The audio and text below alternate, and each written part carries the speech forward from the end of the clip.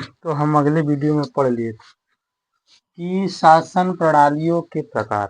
ठीक, तो हमने शासन प्रणालियों का प्रकार पढ़ लिया था और उसको मैं थोड़ा थोड़ा उसके बारे में बता दिया था। तो कुछ अन्य प्रकार भी होते हैं, उसके अलावा शासन प्रणालियों के कुछ अन्य प्रकार भी होते हैं, यानी हम कुछ अन्य सिद्धांतों के अनुसार इसको प्रकारों में बांट सकते हैं। ठीक, अन्य सिद्धांतों के अनुसार हम इसको दो प्रकारों में बांट सकते हैं। पहला प्रकार है केंद्र और राज्यों या केंद्र और प्रांतों के संबंधों के आधार पर।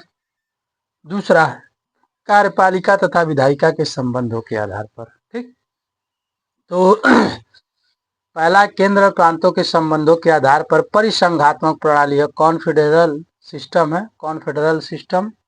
और दूसरा है संघात्मक प्रणाली है तो फेडरल सिस्टम है। और तीसरा एकात्मिक प्रणाली है तो यूनिटरी सिस्टम है। और दूसरा है कार्यपालिका तथा विधायिका के संबंधों के आधार पर है तो संसदीय प्रणाली यानी पार्लियामेंट्री सिस्टम है। और अध्यक्षीय प्रणाली यानी प्रेसिडेंशियल सिस्टम है। तो इसमें हम थोड़ा थोड़ा इनके बारे में चर्चा करेंगे। पहला है परिसंघात्मक प्रणाली। तो परिसंघात्मक प्रणाली का सीधा सा मतलब होता है कि प्रांत और केंद्र मिलकर के एक संघ बनाते हैं, यानी प्रांत यानी केंद्र और राज्य के मध्य एक समझौता होता है। केंद्र और राज्यों के मध्य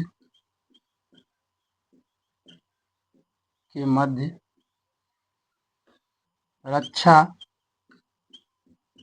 संचार, विदेश, यानी इन तीन मामले रक्षा, संचार और विदेश मामले का समझौता होता है कि इन तीन मामलों को केंद्र देखेगा, बाकी सारे मामलों को क्या देखेंगे, राज्य देखेंगे। ठीक, तो इस तरह के राज्यों में क्या होता है, राज्य यदि चाहे तो संघ से अलग हो सकता है। राज्य यदि चाहे, इनका समझौता इसी आधार पर होता है, राज्य यदि चाहे तो संघ से अलग हो सकता है, तो संघ से अलग हो सकता है। संघ से क्या हो सकता है, अलग हो सकता है। तो इसका क्या समझ है, परिसंघात्मक प्रणाली का मतलब है केंद्र और राज्यों के मध्य रक्षा, संचार और विदेश मामले, इनका समझौता होता है कि तीनों मामले केंद्र देखेगा। ठीक, बाकी सारे जो मामले हो क्या देखेगा, राज्य देखेगा। इस पर इस तरह का समझौता होता है कि राज्य जब भी चाहेगा, यानी प्रांत जब भी चाहेगा, वो परिसंघ यानी संघ से अलग हो सकता है। ठीक, जब चाहेगा तब अलग हो सकता है। इसका उदाहरण भूतपूर्व सोवियत संघ, उदाहरण अगर इसका लेना हो तो भूतपूर्व सोवियत संघ, भूतपूर्व सोवियत संघ, जैसे बहुत सारे देशों में जब 1992 में सोवियत संघ टूटा तो बहुत सारे प्रांतों ने उसमें अलग होकर के यानी संघ से अलग होकर के नए देश की घोषणा कर दी कि हम अब परिसंघ में नहीं है। इसको हम क्या कहते हैं, परिसंघ में नहीं है।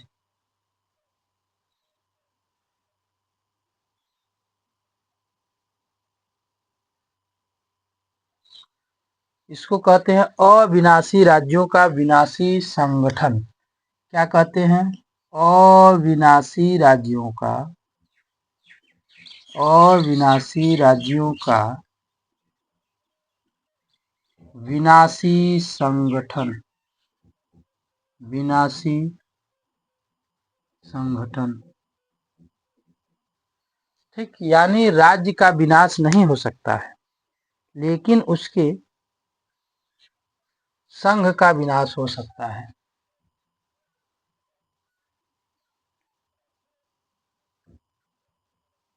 इसका मतलब क्या हुआ कि केंद्र और राज्य के मध्य क्या होता है, एक समझौता है। उस समझौते के अनुसार केंद्र जो है वो क्या करता है, संघ जो है, संघ जो है वो रक्षा मामले, विदेश मामले और संचार मामलों को देखता है, और जो आपका राज्य है बाकी सारे मामलों को देखता है। तो इसमें क्या होता है कि राज्य इस आधार पर समझौता करता है कि जब भी चाहेंगे आपसे अलग हो सकते हैं। ठीक, तो इसका उदाहरण है भूतपूर्व सोवियत संघ है।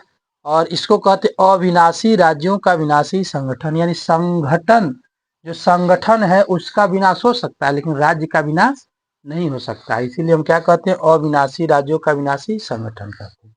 तो परिसंघात्मक प्रणाली समझ में आ गई। सीधा सा मतलब है कि परिसंघात्मक में राज्य अलग हो सकते हैं, जब भी चाहे तभी संघ से अलग हो सकते हैं। ठीक, चलिए अब दूसरा वाला समझते हैं।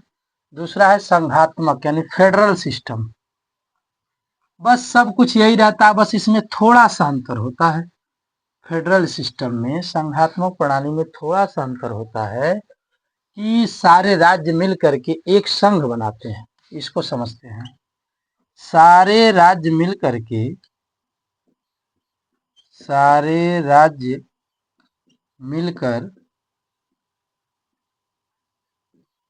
संघ बनाते हैं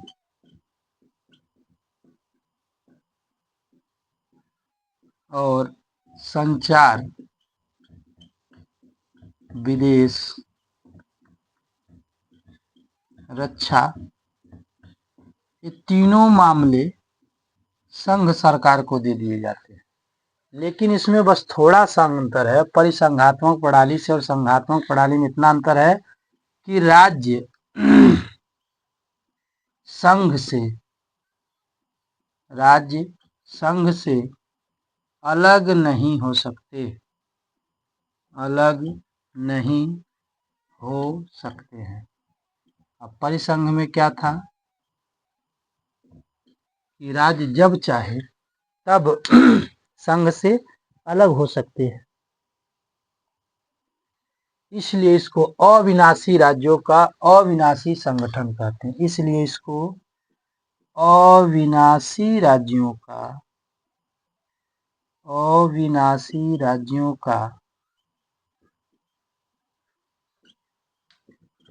अविनाशी संगठन कहते हैं, संगठन कहते हैं।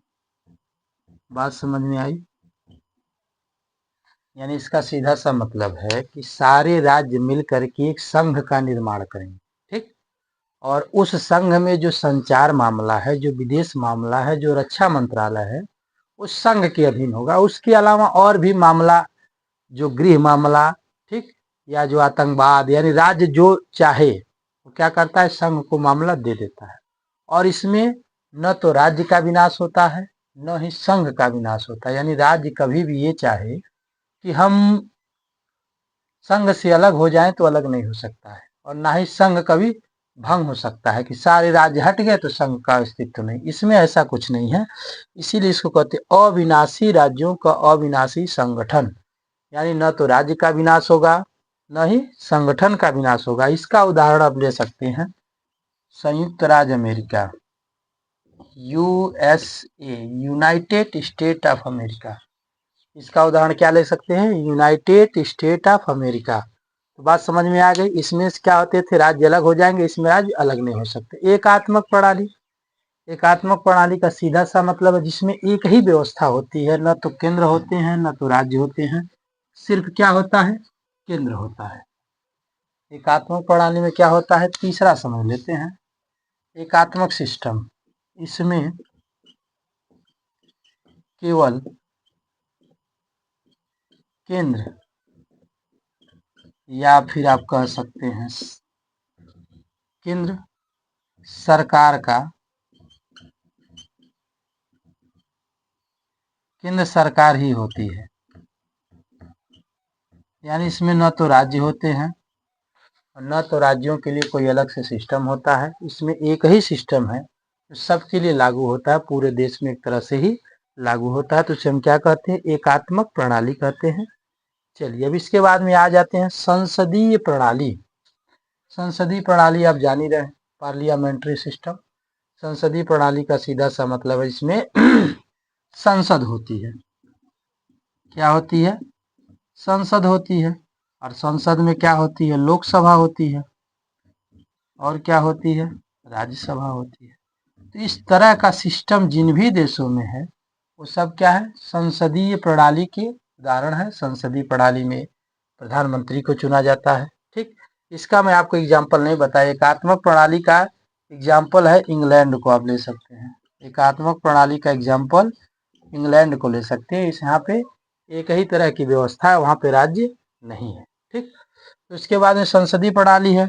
इसमें संसद है जहाँ पे लोकसभा होती है और राज्यसभाएं होती हैं, वो सब क्या होती हैं, संसदीय प्रणाली होती है। और संसदीय प्रणाली वहाँ पे अच्छे तरीके से काम करती है।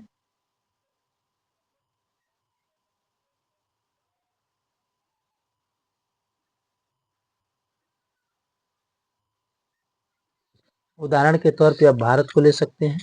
संसदीय प्रणाली में, संसदीय प्रणाली के बहुत से लाभ हैं, बहुत से दोष हैं, इसको हम पढ़ेंगे।